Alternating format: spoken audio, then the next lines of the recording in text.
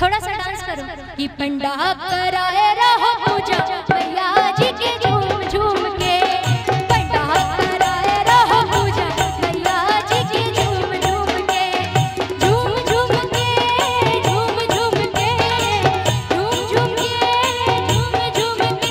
अरे पंडा कराए रहो पूजा मैया जी के झूम झूम के, पंडा कराए रहो पूजा मैया जी के झूम झूम के। आप डांस करो, क्या बात है, कोई बात नहीं, शर्माना नहीं।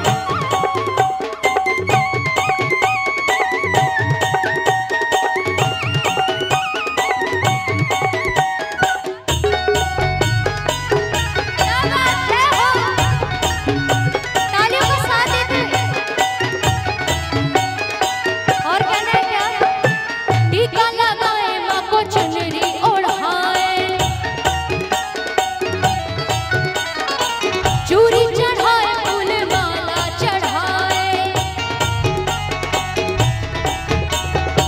टीका लगाए माँ को चुनरी ओढ़ाए, चूड़ी चढ़ाए फूल माला चढ़ाए, झूम झूम के, झूम झूम। भैया मेरे साथ आप लोग भी गाएंगे, ठीक है? मंजूर है ना आप लोगों को? मेरे साथ कहना है झूम झूम के। थोड़ा और जोर से गाइए ताकि जोर से आवाज आए। झूम झूम के, झूम झूम के।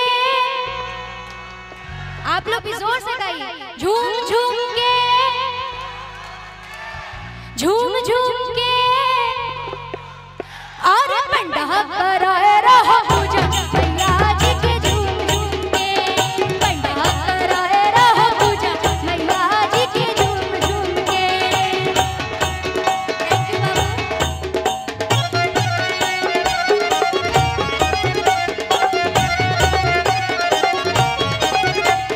तालियों का साथ दे दे।